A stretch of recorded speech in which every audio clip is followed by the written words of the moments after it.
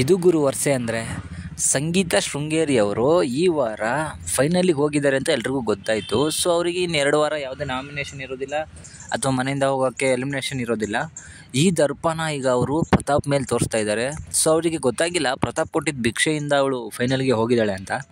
So ಟಾಸ್ಕಲ್ಲಿ highest point ತಗೊಂಡಂತಹ ಪ್ರತಾಪ್ನ ತುಳಿದು ಇವತ್ತು ಹೋಗಿ ಫೈನಲಲ್ಲಿ ಕೂತಿರೋಂತಹ ಸಂಗೀತ ಶೃಂಗೇರಿ ಪ್ರತಾಪ್ ವಿರುದ್ಧನೇ ಇವತ್ತು ಮುಗಿ ಬಿದ್ದಿದ್ದಾಳೆ.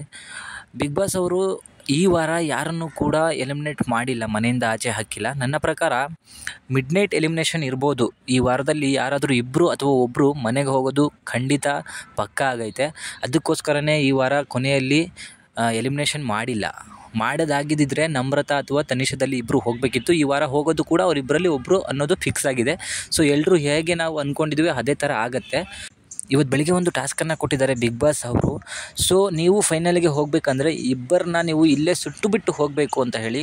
ಸೊ ಅದರಲ್ಲಿ ಸಂಗೀತ ಶೃಂಗೇರಿಯವರು ಮೊದಲ ಹೆಸರು ತೊಗೊಂಡಿರೋದು ಪ್ರತಾಪ್ ಅವ್ರದ್ದು. ಸೊ ಪ್ರತಾಪ್ ಅವರು ಕೊಟ್ಟಂತಹ ಒಂದು ಭಿಕ್ಷೆಯಿಂದ ಇವತ್ತು ಫೈನಲ್ಗೆ ತಲುಪಿರುವಂಥ ಸಂಗೀತ ಪ್ರತಾಪನ್ನು ತುಳಿಲಿಕ್ಕೆ ಹೊರಟಿದ್ದಾಳೆ. ಮತ್ತೊಮ್ಮೆ ಅವನು ಫೈನಲಿಗೆ ಬರೋದು ಅವಳಿಗೆ ಇಷ್ಟ ಇಲ್ಲವಂತೆ. ಜೊತೆಗೆ ಅವಳಿಗೊಂದು ಭಯ ಬೇರೆ ಹುಟ್ಟುಬಿಟ್ಟಿದೆ. ಪ್ರತಾಪ್ ಎಲ್ಲರೂ ಬಂದ ಅಂದರೆ ನಾನು ಸೋಲೋದು ಖಚಿತ ಅನ್ನೋದೊಂದು ಭಯ ಬಂದ್ಬಿಟ್ಟು, ನಾನು ಹೆಲ್ಪ್ ಮಾಡಿದಂಥ ಪ್ರತಾಪೇ ಬೇರೆ, ಇವಾಗಿರೋವಂಥ ಪ್ರತಾಪೇ ಬೇರೆ ಅಂತ ಹೇಳಿಬಿಟ್ಟು ಏನೇನೋ ಬೇಡದೇ ಇರೋ ಉದಾಹರಣೆಗಳನ್ನ ಕೊಟ್ಬಿಟ್ಟು ಅವನ್ನ ಫೋಟೋನ ಹರಿದು ಬೆಂಕಿಯಲ್ಲಿ ಹಾಕಿದ್ದಾಳೆ. ಸೊ ಇದಾದ ನಂತರ ಇಬ್ಬರು ಕೂಡ ಕುಚುಕು ಫ್ರೆಂಡ್ಸ್ ಆದಂತಹ ಸಂತು ತುಕಾಲಿ ಈ ವಾರ ಉಳ್ಕೊಂಡಿದ್ದಾರೆ. ಅದಾದಮೇಲೆ ಇಬ್ಬರು ಸ್ನೇಹಿತರಿದ್ದಾರೆ ಅಂತ ಹೇಳಿದರೆ ಅದು ಸಂಗೀತ ಮತ್ತು ತನಿಷಾ ಮತ್ತು ಕಾರ್ತಿಕ್ ಇದ್ದರು. ಬಟ್ ಸಂಗೀತ ಅವರಿಂದ ಹೊರಗೆ ಹೋದ್ಮೇಲೆ ತನಿಷಾ ಕಾರ್ತಿಕ್ ತುಂಬ ಚೆನ್ನಾಗೇ ಇದ್ದರು. ಆದರೆ ಅವರಿಬ್ಬರನ್ನು ಕೂಡ ಈಗ ಬೆಂಕಿ ಎತ್ಕೊಂಡಿದೆ. ಸೊ ತನಿಷಾ ಅವರು ಕಾರ್ತಿಕ್ ವಿರುದ್ಧ ಸಿಡಿದೆದ್ದಿದ್ದಾರೆ.